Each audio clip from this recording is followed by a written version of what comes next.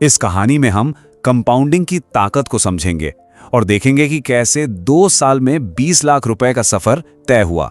अच्छा, इस सफर में आगे बढ़ने से पहले एक बहुत जरूरी बात, ये सारी जानकारी सिर्फ एजुकेशनल मकसद से है।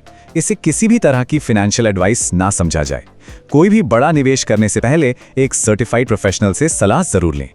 देखिए, ये कहानी 2 साल पहले शुरू होती है और इसकी शुरुआत बहुत ही आम थी। इसने कोई सीक्रेट फॉर्मूला नहीं था, ना कोई लॉटरी लगी थी और ना ही कोई रिस्की ट्रेड लिया गया था। कोई अंदर की टिप भी नहीं थी, बस एक सिंपल सी शुरुआत। और फिर भी आज ये पोर्टफोलियो 20 लाख रुपए के आंकड़े को पार कर चुका है। और इसकी वजह कोई स्मार्टनेस नहीं, बल्कि सिर्फ और सिर्फ धैर्य था। सही मायनों में इस पूरी यात्रा का सबसे बड़ा सबक यही है। तो चलिए अब उस पहले असहज सच का सामना करते हैं जिसने इस सफर की नींव रखी।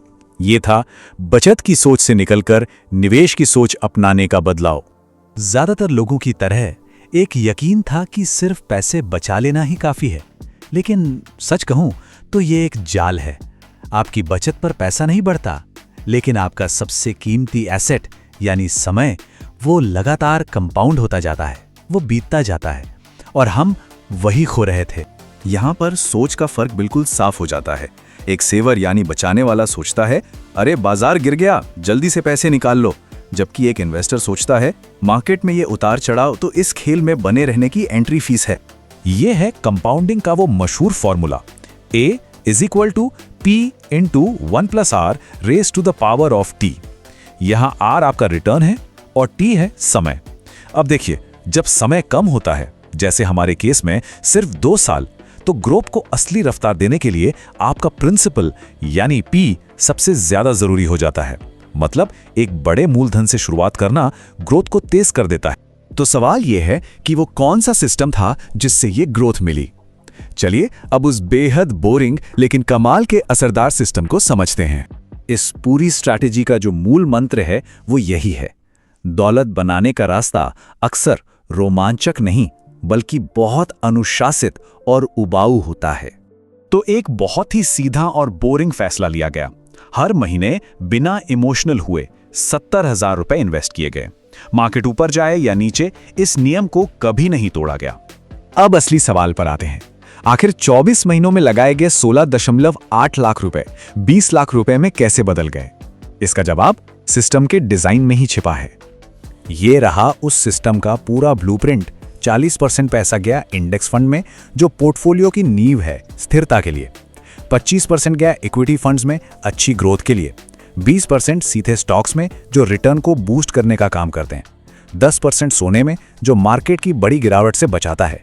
और आखिर में 5% कैश रखा गया ताकि कोई अच्छा मौका दिखे तो उसका फायदा उठाया जा सके। तो हर निवेश का एक खास मकसद था।